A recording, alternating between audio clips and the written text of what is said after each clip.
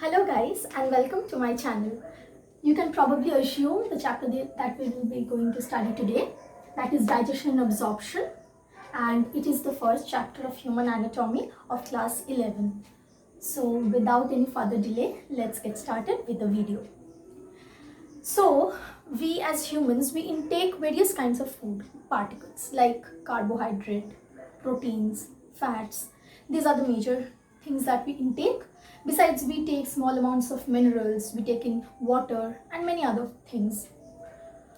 These particles that we intake are biomacromolecules and they cannot be directly absorbed by our tissues.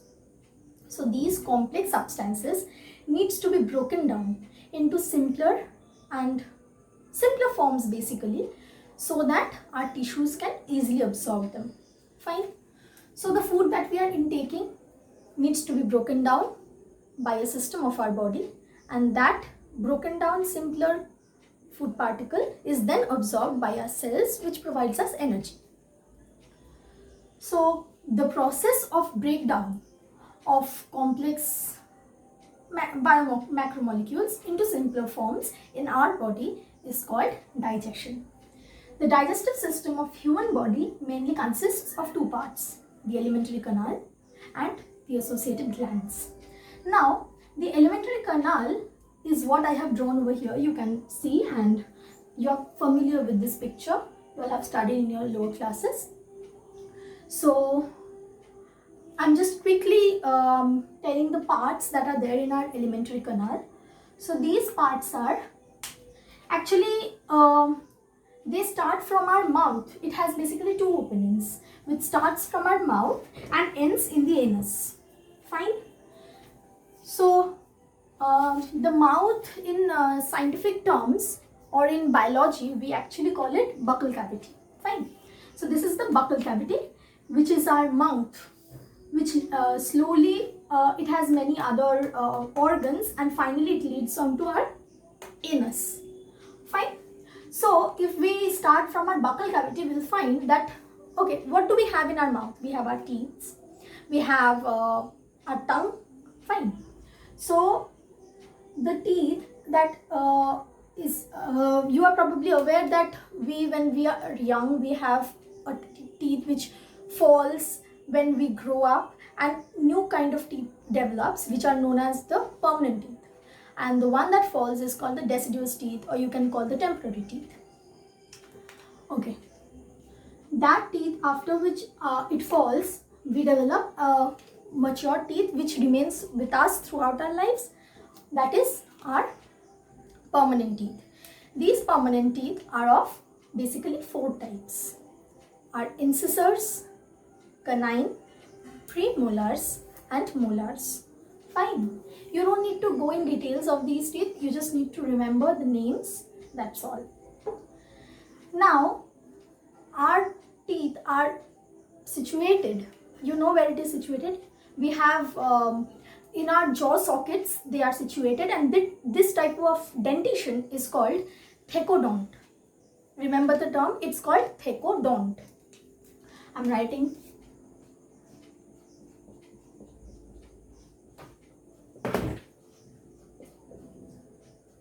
This is thecodont. This does come as your MCQs, so keep this term in your mind. Okay. Now, our milk teeth or our deciduous teeth, or the teeth that we have in our childhood, temporary teeth, that falls, and we have our permanent teeth. And this type of dentition is called diphyodont.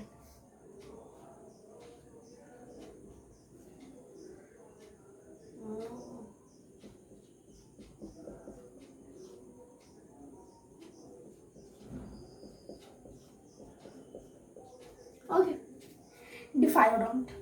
Now, this also comes as your MCQ, so keep this term also in your mind.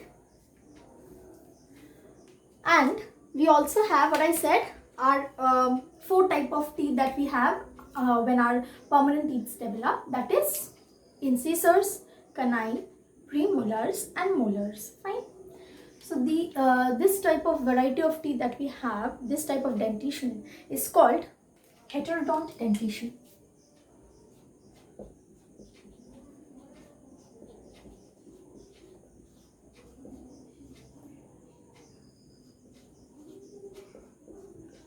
Heterodont dentition. This also comes as your MCQ, so keep this term also in your mind. So the three terms that we studied right now were thecodont, diphyodont, and your heterodont dentition. Just quickly think what these are, then we'll move further. Okay. So after the teeth, we have our tongue. It's a muscular organ. Okay, fine. Let me say another thing that is important. You obviously know we have 32 teeth. The permanent teeth are 32 in number. That is 16 on each upper and lower jaw. Now they are basically arranged, the incisors, the canine, premolars and molars. We denote them as incisor, canine, premolars and molars. Okay, so incisors, canines, premolars and molars. These are the four types of teeth and they are arranged in a particular form. Okay, so this particular form is called the dental formula. The dental formula, which is 2, 1, 2, 3 by 2, 1, 2, 3. What is this? Let me explain. You have to remember this arrangement. Okay, you cannot mix them. That is incisors, then canine, then premolars and molars. So accordingly, we have, if you see, we have 16 teeth on each upper and lower jaw. Now 16 means you can divide into 8 on your right side and 8 on your left side. Same in your lower jaw as well, 8 on your right side and 8 on the left side. So if you see your right side, the upper right side, upper jaw right side, only 8 teeth, you will find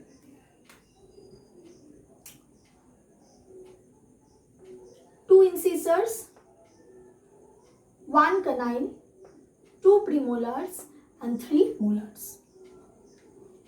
Again, on the left side of your upper jaw, you have again 2 incisors, 1 canine, 2 premolars and 3 molars. This same thing happens in our lower jaw as well. Fine. So this equals to what?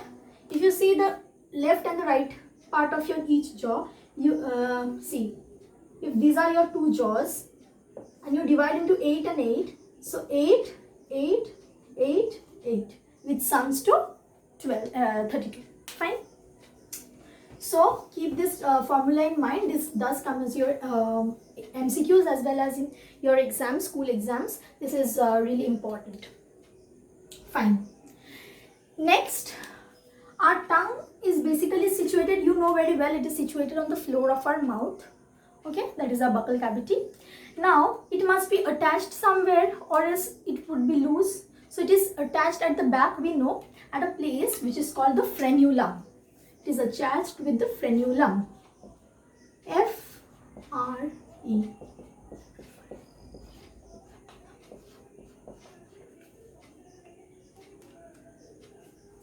This is the frenulum. Fine.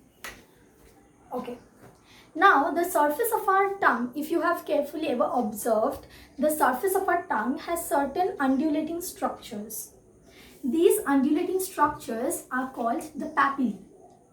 What I said? Papillae. Now there are basically 4 types of papillae that we have, but it is not mentioned in your NCERT, but you can just learn it as a piece of information. They are circumvallate, filiform, fungiform and foliate. Again I am repeating: circumvallate, filiform, fungiform and foliate.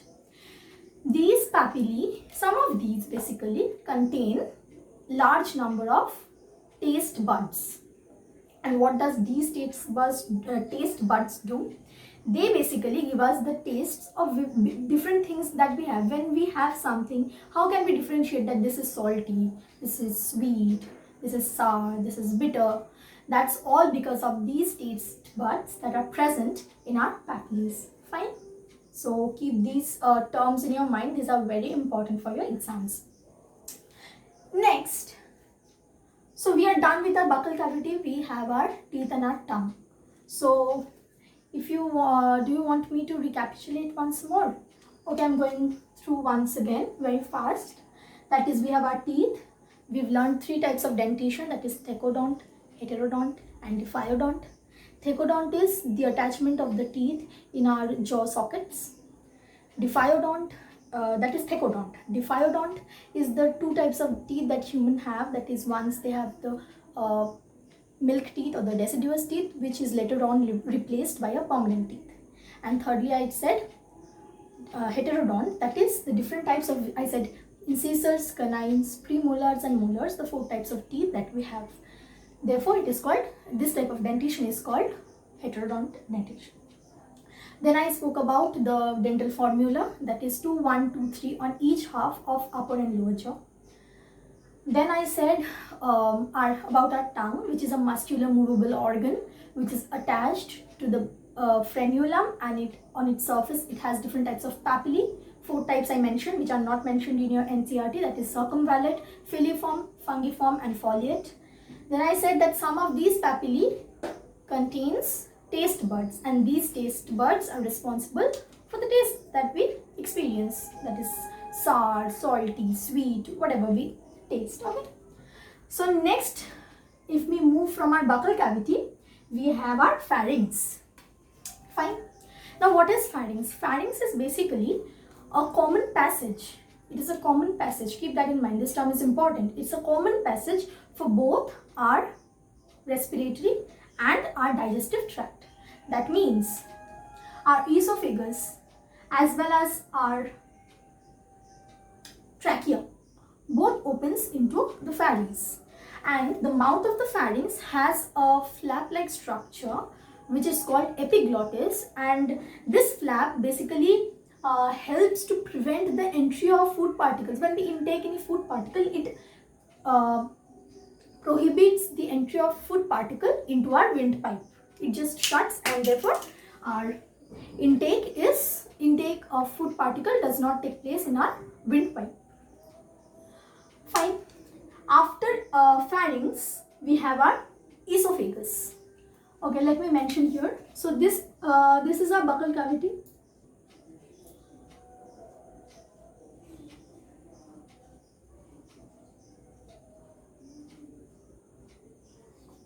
Buccal cavity. Then we have our pharynx.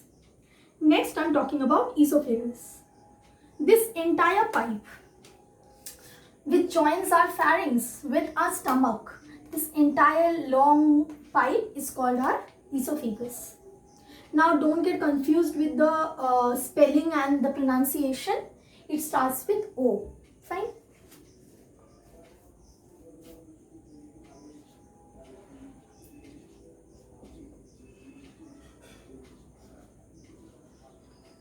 Esophagus. Okay. So this long pipe basically joins our pharynx with our stomach. Our stomach is basically, you can see from here, it is a J-shaped structure, isn't it? It's looking like a J. So our pharynx, our stomach is a J-shaped sac-like structure which has 4 distinct parts. Okay, I will draw the stomach separately so that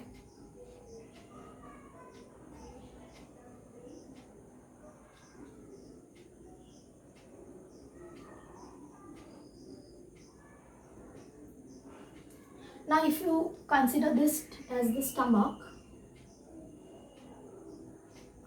okay,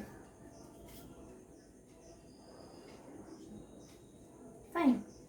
So if this is the stomach and this is where the esophagus ends and the stomach starts, now the mouth, that is this part, is basically this part, that is the entry, or that is the joining part of esophagus and the stomach, is surrounded by gastroesophageal sphincter. What is it? Gastroesophageal sphincter. Sphincter is basically Nothing, but it's like, you've seen the pipes that we use in our basins, which has a constricted part and a dilated part, a constricted and a dilated, a constricted and a dilated alternately. So that structure is similar to that of our sphincters. There are many sphincters in our body, and this is also similar to our this is called a sphincter. So this sphincter basically regulates the entry of any food into our stomach. Now, what I said, the stomach has 4 parts. The upper part is called the fundus. This part is called the fundus. Then comes the cardiac part. Fundus, then comes our cardiac part. Then comes the body. And lastly, before our stomach ends and our small intestine begins, we have our pyloric part.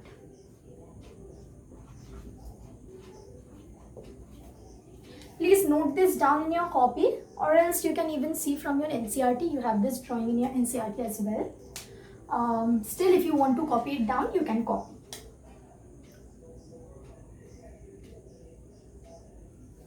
Okay, so I'm rubbing this out.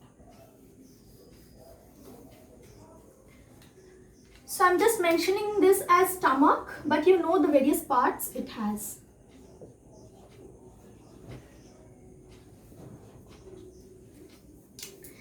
Next, after our stomach ends, our small intestine begins. So again, small intestine is a highly coiled structure, and this small intestine also has 3 distinct parts.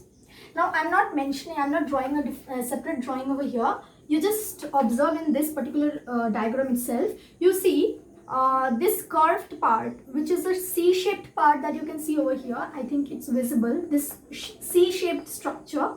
This structure of the small intestine is called duodenum. It's called duodenum. Next, we have a coiled structure which is called the jejunum, and then we have intensely coiled, highly coiled structure which is called the ileum. Again, just as we had a gastroesophageal sphincter, similarly the junction between our stomach and our small intestine, that is our duodenum, we have another sphincter over here, in this part. What to say, it's just the end of our stomach and the beginning of our duodenum. That is called the pyloric. We have the pyloric part at the end of our stomach, isn't it? We had cardiac part and fundus and body. So the end part is called the pyloric part. So this sphincter is named as the pyloric sphincter. So this C-shaped structure is called duodenum.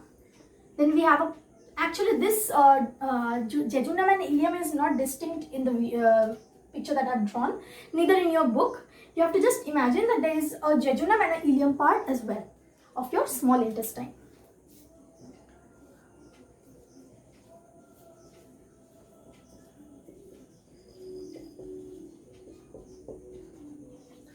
Fine. Now this small intestine next leads on to our large intestine. This large intestine has 3 distinct parts. We have the cecum, the colon, and you can even say rectum and cloaca, actually anus. Fine. You can include rectum and cloaca as well, but we actually name it as the cecum, the colon, and the anus. Now, what is the cecum? The beginning of the large intestine has a blind sac-like structure. Fine. It's not distinct here. It's somewhere here. Okay. There is a sac-like structure here. This type of sac-like structure. This sac-like structure, blind sac-like structure, is called the cecum. This cecum basically has symbiotic microorganisms. Fine. Which leads on to our colon. But can you see a finger-like projection that we have from our cecum? Is it visible? See, here is a finger-like projection we have. What is this called? Why is it like this? What is it called? This is called the vermiform appendix. This appendix, or the vermiform appendix that we have attached to our cecum, is a vestigial organ. What is a vestigial organ? An organ which is no longer in use. That means maybe sometime before there was a function of this organ, but right now this organ has no function in our body. Many people, you've heard that they have appendix operation. So after they have this operation, whether this organ is in our body or it is not, if it is operated out, it doesn't really matter, because this particular structure has no function in our body. So what I said, it is the cecum, the vermiform appendix. Then we have the colon of our large intestine, that is the ascending colon. You can see this structure, this big structure, this is the entire colon. Now this is ascending, that is, this is moving upward, therefore this is called the ascending colon. This is moving transversely, therefore we call it a transverse colon. This is descending down, so we call a descending colon. And this curve is called a sigmoid colon, which finally leads to our anus. Fine. So let me write the terms here.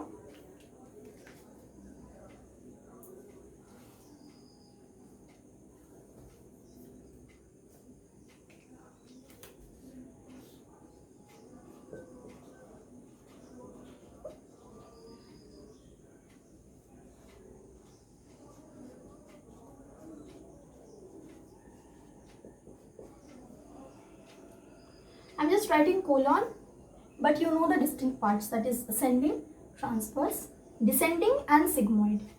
So you can note down in your copies.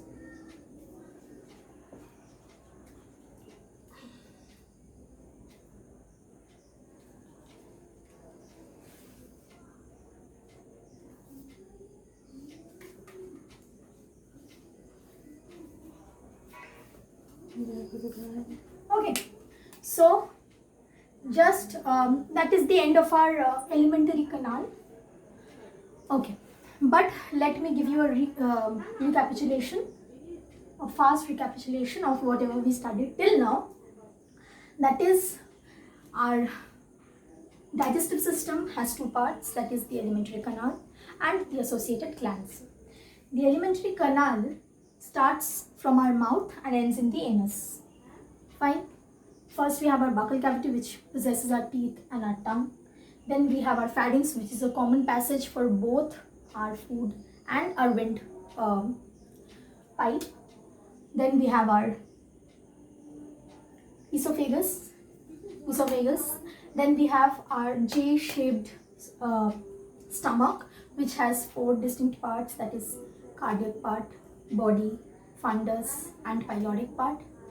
The junction between the esophagus and the stomach is called the gastroesophageal sphincter. The stomach leads on to our small intestine. The junction between our small intestine and our stomach is called the pyloric sphincter, has a pyloric sphincter. The small intestine has three distinct parts, a C-shaped duodenum, a coiled structure called jejunum, and a highly coiled, intensely coiled structure called ileum. Now our small intestine leads to our large intestine. We have a sac-like structure, blind sac-like structure consisting of symbiotic microorganisms. It is called our cecum. We have a finger-like projection from our cecum, which is called the vermiform appendix, which is a vestigial organ of our body. Then we have our colon, which is divided into four parts: ascending colon, transverse colon, descending colon and sigmoid colon, and finally we have our anus. Fine. So I think this much is clear to all of you. Now next we'll move further. Okay, so moving on to the next part of our chapter, you can see a diagram over here on the board. Basically what happens is the alimentary canal of our the digestive system, starting from our esophagus till the rectum, okay, note it down, from esophagus till the rectum, has four distinct layers. These layers are, starting from outside, I'm saying, firstly it's serosa. You have this diagram in your book, in your NCERT. Still I have drawn this to just explain. So it starts with the serosa. It is the outermost layer of our alimentary canal, and this layer is mainly made out of mesothelium and also of certain connective tissues. Then we move on to the next layer from outside, that is the muscularis layer, which is made out of inner circular and outer longitudinal layers. These are mostly made out of smooth muscles. Fine. These are mainly made out of smooth muscles. After the muscularis, we have our submucosa. This submucosa is made out of connective tissues like nerve or our blood vessels or the lymph. Okay. Then we have our mucosa. Now, this is basically the innermost lining. Mucosa is the innermost lining of our lumen. So this innermost lining, or this part, this entire, this part, okay. This entire part is called the mucosa. This mucosa is the innermost lining of our lumen, and it forms irregular folds. These irregular folds means, you know, it's not in a particular form. It does not have any particular geometric form. It just moves up and down irregularly. Okay, so it forms irregular folds, and these irregular folds in our stomach, they are called rugae. R-U-G-A-E, rugae. They are called rugae in our stomach, and in our small intestine, these irregular folds are called villi. Keep this in mind, okay? This is very important. V-I-L-L-I. These do come as your MCQs. Now, you will see this villi, though I haven't drawn these villis over here, they are basically irregular folds like this. Finger-like projections. These villi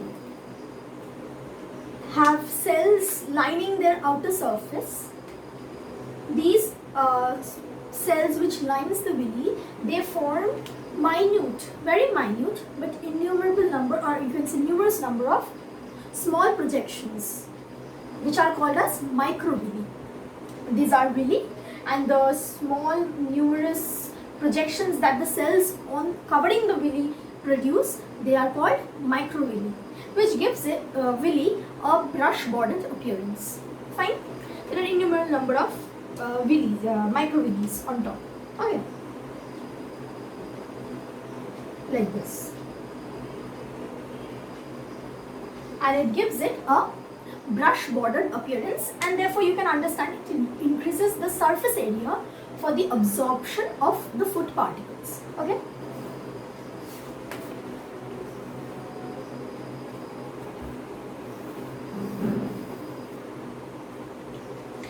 These villis that I was talking about, they are also supplied with a number of capillaries, blood vessels, lymphs. Okay, and this is called lacteal. Fine. This is called, I'm rubbing out this diagram. If you want to copy this down in your copy, please pause the video and copy it down. Okay.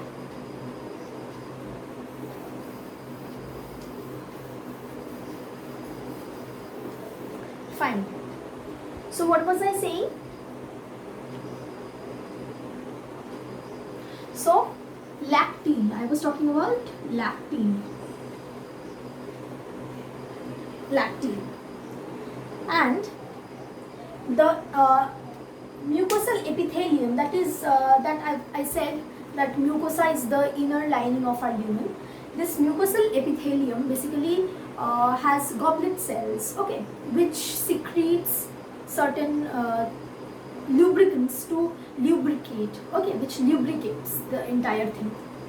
Okay, so this term also comes in your exams. What is lacteal, or what is the network of capillaries which are present in our villis called? So keep this term in your mind as well. This does come in your exams, and this term is actually important for your exam as well. Okay. Now the mucosa that we have, the mucosa or the mucosal layer that we have, it forms glands like in a stomach, like the gastric glands. You know what is gastric gland is? The glands in stomach are called the gastric glands. And it forms crypts in between villi. You saw that the villi, there are, so in between they form the crypts of Lieberkühn. Okay, this term is important again. This is present obviously in our small intestine, the crypts of Lieberkühn, and this term is really important. So let me write down crypts of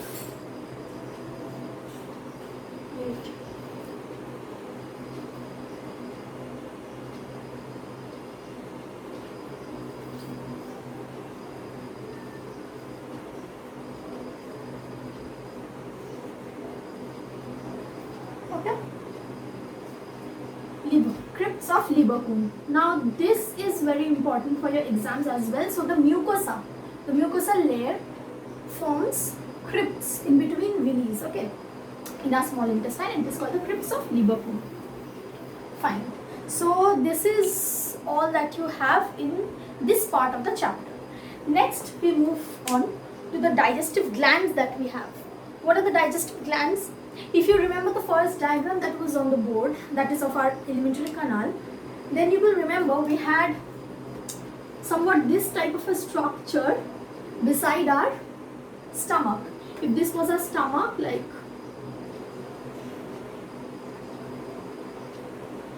if this was a stomach, just assume, then we had this type of a structure over here, if you remember well.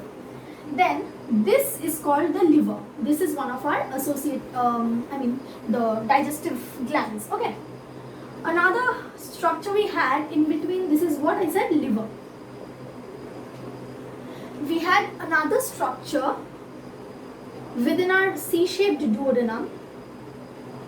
Again, if you remember the picture that I had drawn, we had this type of a picture.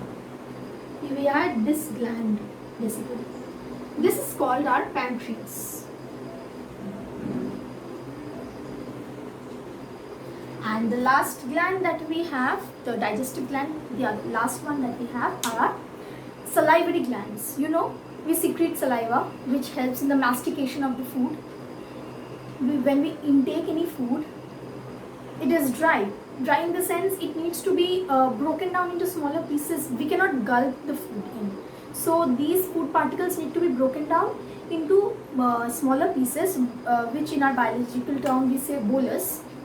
It needs to be broken down into bolus so that we can intake it, and then it is easier for our other organs like our stomach and intestine and the juices they produce to digest it in a simpler form.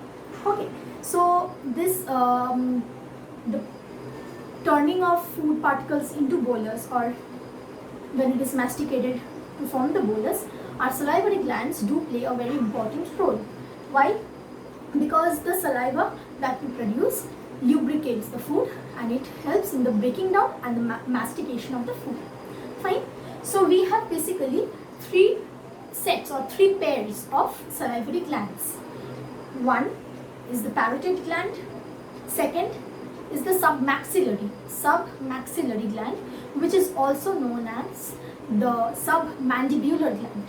And the last one we have is the sublingual gland. Fine. So, what I said, we have three sets of salivary glands. One,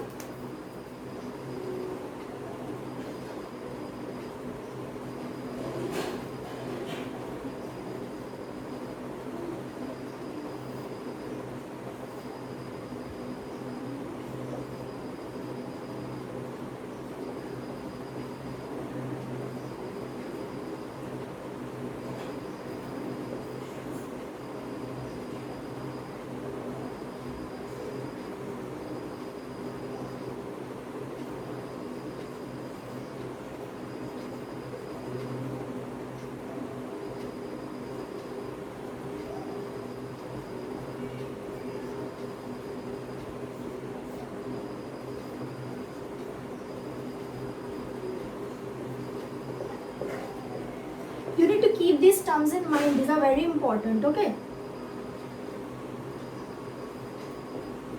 Note it down in your copies. As I'm writing down, please note down in your copies.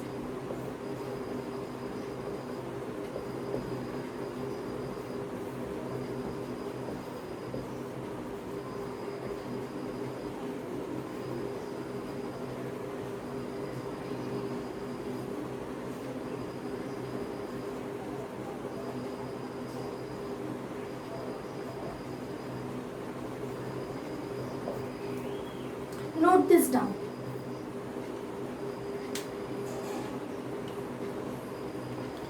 So we have three pairs of the salivary glands. That is the parotid gland. That is, I have written down the location in the brackets. Okay. So it is present in our cheeks. The submaxillary or the submandibular gland, which is present in our lower jaw. And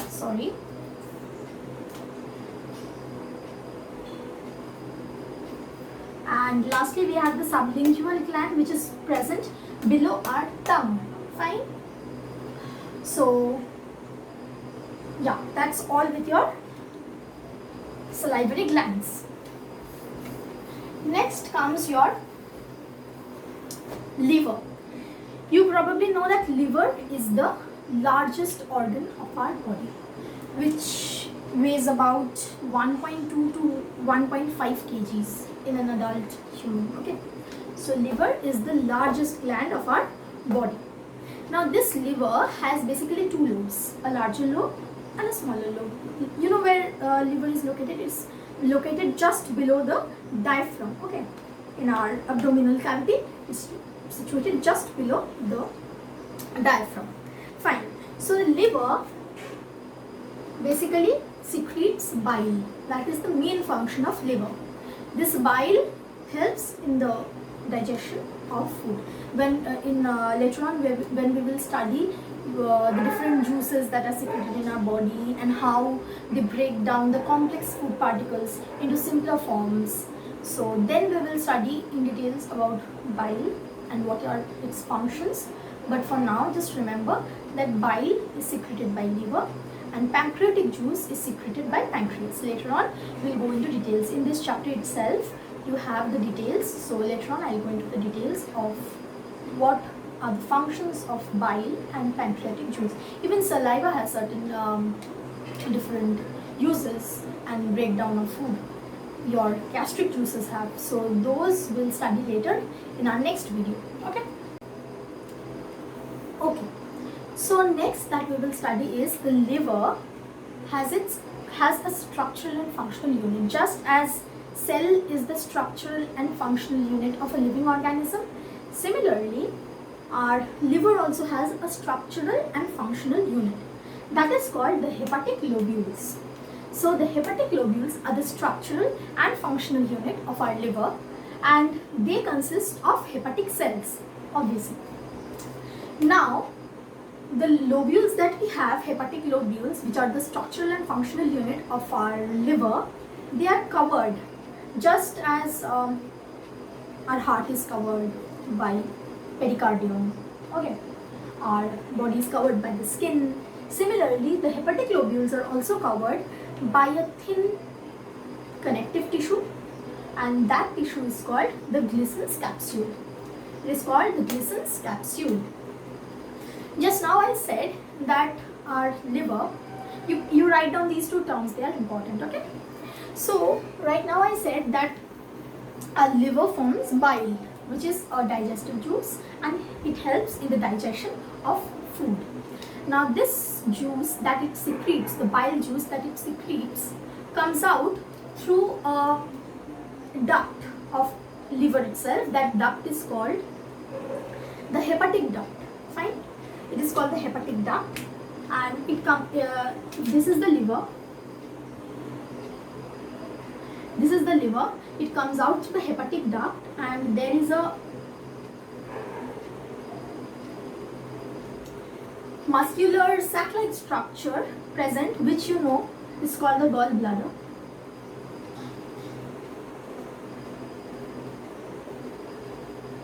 This bile is stored in this gallbladder for some time. Okay. This gallbladder also has a duct which is called the cystic duct. Okay. Now this cystic duct combines with this hepatic duct. What I said? Cystic duct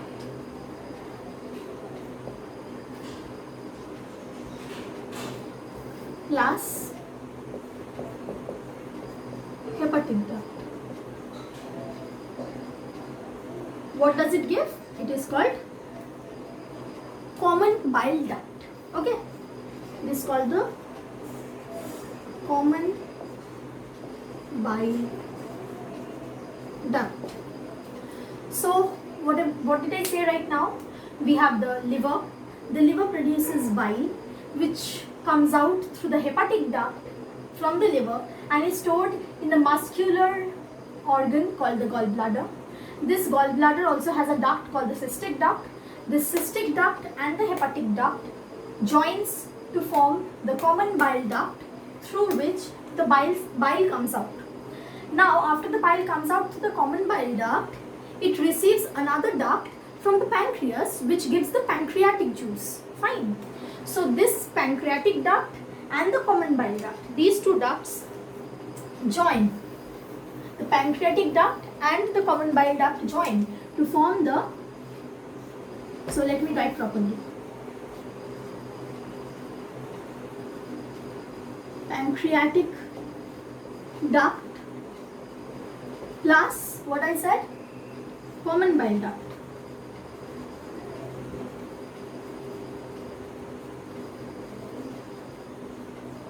This gives us the hepatopancreatic duct. What does it give? The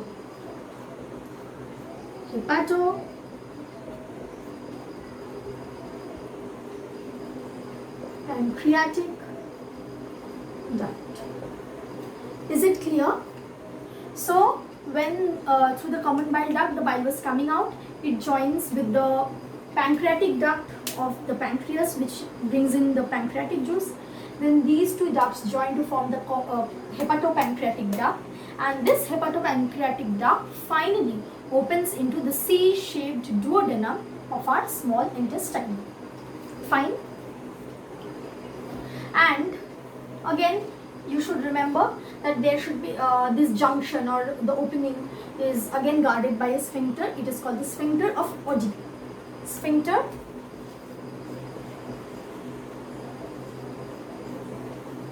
of what I said, Oddi. O-D-D-I. Oddi. This does come in your exams. It is important.